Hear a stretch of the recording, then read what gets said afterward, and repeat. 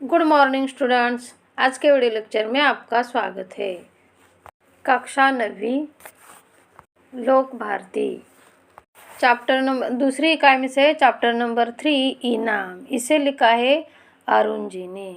देखो इस लेसन का हम आज स्वाध्याय देखेंगे। तो पहला प्रश्न है शब्द संसार। जुगाड़ यानी कि व्यवस्था, प्रबंध। दरख्वास्त, अर्जी। भंबड़, शोर शराबा। अमानत, धरोहर। इस लेसन के मुहावरे जली कटी सुनाना, खरी खोटी सुनाना। मिश्री घोलकर बोलना यानी मीठी मीठी बातें करना। ख्याली पुलाव पकाना यानी कल्पना में खोए रहना। स्वप्न रंगवनी। कहावतें, इस लेसन की कहावतें। अरे गरे नत्थु खैरे यानी कि मत वही। आगे देखते हैं, आगे क्या है। पाठ के आंगन से सूचना के अनुसार कृतियाँ कीजिए। पाठ में आए और हिंदी में प्रयुक्त होने वाले 5 विदेशी एवं संकर शब्दों की सूची बनाइए। देखते हैं उत्तर क्या है। विदेशी शब्द, संकर शब्द। पहले हम विदेशी शब्द पढ़ते हैं। Company, refrigerator, expert, telephone, lottery. संकर शब्द ख्याली, तश्तरी, जल्दबाज, जबरदस्ती, रिश्तेदार। आगे का क्वेश्चन कौन सा है। वाक्य में की के स्थान को स्पष्ट कीजिए। माँ ने कहा कि बच्चों ने आम की आइसक्रीम तैयार की। देखो उत्तर है कि समुच्चय बोधक अव्यय। माँ ने कहा तथा बच्चों ने आम की आइसक्रीम तैयार की, इन दोनों वाक्यों को जोड़ रहा है। दूसरा की देखो संबंध कारक आम से बनी आइसक्रीम। तीसरा की कौन सा है। क्रिया आइसक्रीम बनाई। देखो आगे का क्वेश्चन कौन सा है। रेफ्रिजरेटर आने के पूर्व घर वालों के विचार। देखो रेफ्रिजरेटर आने के पूर्व घर वालों के विचार कैसे थे। उत्तर है इनाम मिलेगा या नहीं। रेफ्रिजरेटर कहाँ रखेंगे। घरेलू पावर लेनी होगी। बिजली कंपनी में दरख्वास्त देनी होगी। देखो आगे का क्वेश्चन कौन सा है। रेफ्रिजरेटर आने के बाद घर की स्थिति।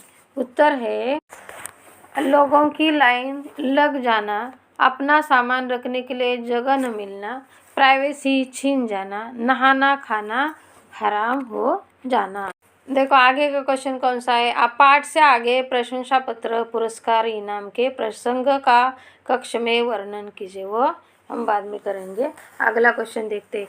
भाषा बिंदु दिए गए अनुसार रचना की दृष्टि से सरल, संयुक्त, मिश्र, अन्य वाक्य पाठ से खोजकर तालिका पूर्ण कीजिए। देखो तालिका नीचे दी है। संयुक्त, सरल, मिश्र।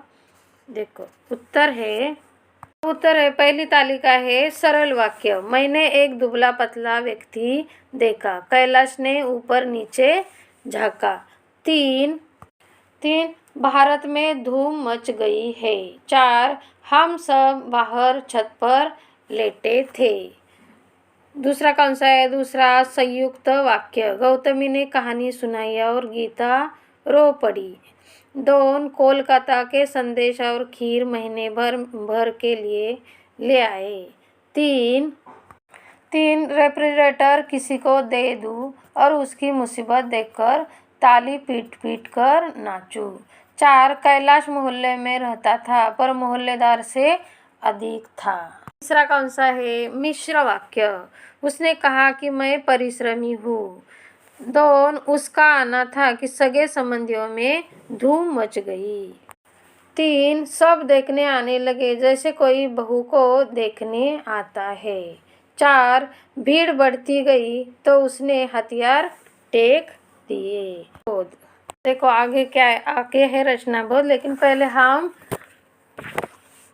यह प्रश्न देखते हैं। प्राकृतिक संसाधन मानव के लिए वरदान, इस विषय पर स्वमत लिखे। तो देखते हैं उत्तर है मानव जीवन पूर्ण रूप से प्राकृतिक संसाधनों पर निर्भर है। हम अपनी आवश्यकता की लगभग सभी चीज़ें प्राकृतिक से ही प्राप्त प्रकृति से ही प्राप्त करते। भूमि, जल, वनस्पति, फल फूल, अनाज, लकड़ी, खनिज सभी हमें प्रकृति से ही मिलते हैं।